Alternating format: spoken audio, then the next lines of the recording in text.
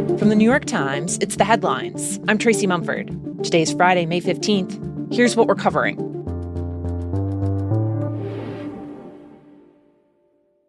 The Trump administration's pressure campaign on Cuba has pushed the energy crisis there to a breaking point. They've been struggling with blackouts for years due to crumbling infrastructure and other factors. Then, a few months ago, the U.S. effectively cut off all oil shipments to the island. Now, the Cuban government says it's run down its reserves completely. The country's energy minister said that electricity in the capital city is out for 20 to 22 hours a day. Even the delivery trucks that would carry fuel are out of fuel to run on. People are sleeping on rooftops to escape the heat and buying charcoal or firewood to cook food. At the same time, in the skies above Cuba, there's been a growing number of U.S. military aircraft. U.S. officials told The Times that drones and surveillance planes have increased their reconnaissance flights as part of what's expected to be a larger U.S. military buildup in the region in the coming weeks. Experts say the aircraft could be used to eavesdrop on Cuban officials, and that the flights seem to be intended to intimidate the government there. Yesterday, the CIA director traveled to the island to deliver a warning in person. According to American officials, he told Cuba it needs to stop letting Russia and China operate intelligence posts there, and that Cuba's communist government needs to make economic changes. The administration, though, hasn't specified what exactly those would be. Behind the scenes, Havana and Washington have been in secret negotiations for weeks, with Cuba hoping the U.S. will end the energy blockade, which Cuba's president has called genocidal. President Trump, meanwhile, has said the country needs a regime change. And in a recent speech, he threatened that when it comes to Cuba, the U.S. will be, quote, taking over almost immediately.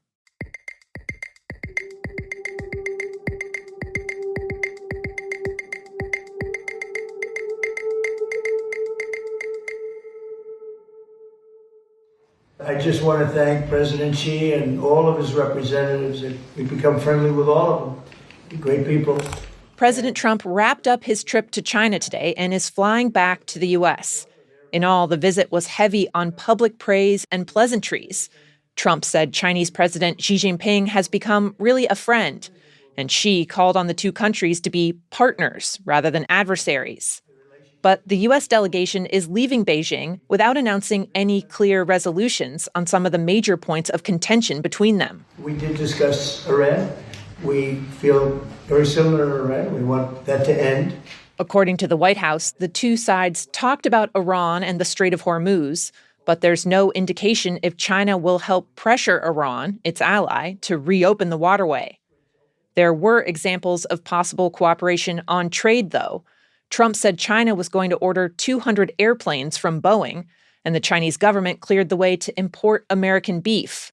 Also, a U.S. trade official said there was a, quote, willingness on both sides to not lapse back into the tit-for-tat trade war from last year, with sky-high tariffs and the Chinese chokehold on rare earth minerals. Trump said he plans to host President Xi back in Washington in late September for more talks.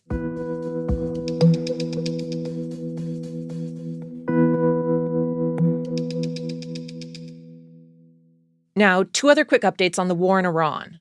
First, so how do you explain the publicly available information that 22 schools have been hit and multiple hospitals? There's no way that we can corroborate that. No indication of that whatsoever, Senator. There's no way you can corroborate or no indication of it? Which one? No indication. During a Senate hearing yesterday, the U.S. military commander overseeing the war repeatedly dismissed reports of civilian deaths in Iran.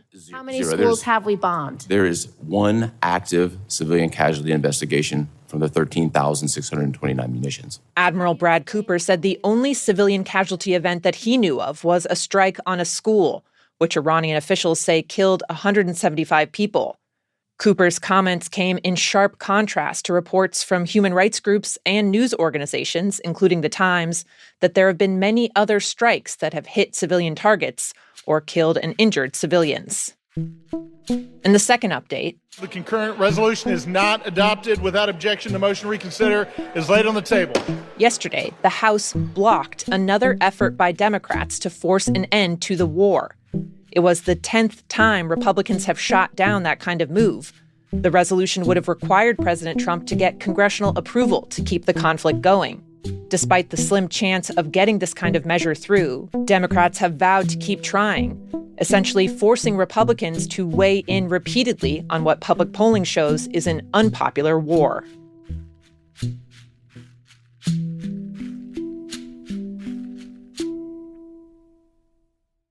Our Walmart just got a huge remodel, and here's what they did. They now have displays set up in the furniture section and the clothing section. Around the country, some of the biggest retail chains have been doing a lot of renovation. Have y'all heard about this $4 million renovation that is coming to the local Target? Walmart, Target, Dollar General, and others are remodeling thousands of their existing stores to try and streamline operations and lure customers in. Since when is Walmart doing stuff like this? Let me show you. Okay. Essentially, they're making an expensive bet that people still want to physically come to a store and shop. Retail executives say the payoff will be worth the investment.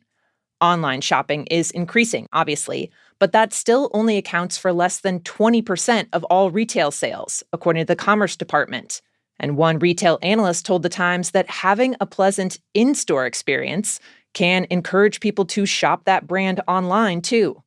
There are also financial benefits for retailers doing the renovations, thanks to the One Big Beautiful Bill Act that Congress passed last year. That included tax incentives for businesses making capital investments, and many are moving to take advantage of the window for that.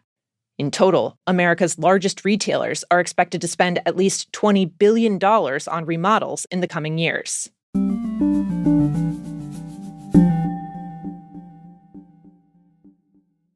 And finally, the Musée d'Orsay in Paris has opened a new exhibit showing off works by Renoir, Degas, Rodin. But the big goal of the display is not strictly to show off the pieces, it's to help find their rightful owners. All of the art featured in this new show is thought to have been taken out of France, potentially stolen, during the Nazi occupation in World War II. Over the course of the war, tens of thousands of art objects were looted by the Nazis or sold under duress. Many of them were recovered by Allied units known as monuments men and brought back to France. Over the years, most have been reclaimed, but about 2,000 are still in the care of French museums until their provenance can be established, and France has actually gotten some heat for not doing more on that front. At the Musée d'Orsay, notably, several of the paintings have been hung so you will be able to see the front and the back. That's where they're hoping people might identify markings or stamps that could lead to the paintings getting back where they belong. Those are the headlines. If you'd like to play the Friday News Quiz, stick around. It's just after these credits. This show is made by Will Jarvis, Margaret Kadifa, Jake Lucas, Jan Stewart, and me, Tracy Mumford. Original theme by Dan Powell. Special thanks to Isabella Anderson, Larissa Anderson, Sam Dolnick, Miles McKinley, and Zoe Murphy. Now, time for the quiz. Every week, we ask you a few questions about stories the Times has been covering. Can you get them all? First up. We're glad that you're here, and we're going to ensure that you have the best world-class care possible. On Monday, more than a dozen Americans who'd potentially been exposed to the deadly hantavirus on a cruise ship were flown back to the U.S. They arrived at a specialized quarantine center, which is the only federal facility of its kind in the entire country. Your question, what state are they now being monitored in?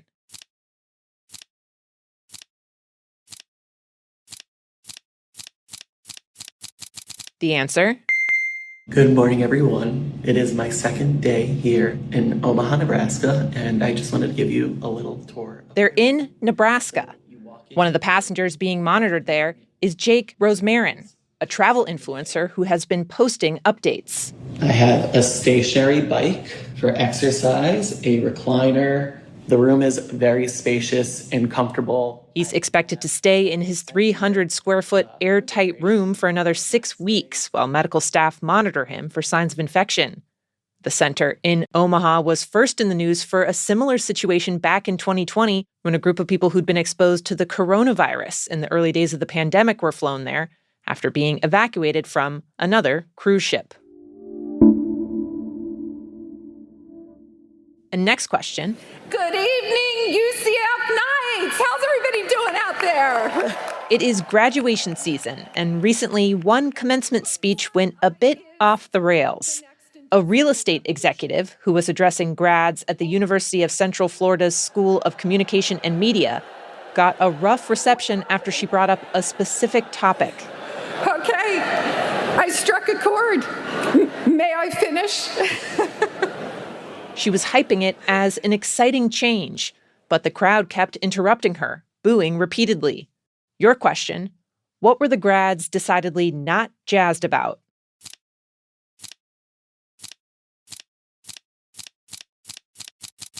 The answer? Artificial intelligence. Now, AI capabilities are in the palm of our hands. And, oh, I love it. Passion, let's go. Okay. It proved to be a rough topic for the room full of humanities majors. And they are not alone. According to a recent Gallup survey, members of Gen Z and younger generations are growing more skeptical toward AI. They're concerned about how it will affect their creativity, their critical thinking skills, and their job prospects. Nearly a third of the young respondents said the technology made them feel angry. And last question. I've been completely overwhelmed by birthday greetings from countless individuals of all ages. Recently, David Attenborough, famous for redefining the nature documentary, turned 100 years old. In the great island of New Guinea, there are 42 different species of birds of paradise. Attenborough's calm, soothing voice has introduced generations of people to some of the world's most beautiful and fascinating creatures, like on his shows Planet Earth and Life on Earth. A polar bear stirs. But way back in the 1960s, when he was working at the BBC, he also had a hand in launching an iconic project that had nothing to do with nature. It was a comedy show. Do you know what that show was?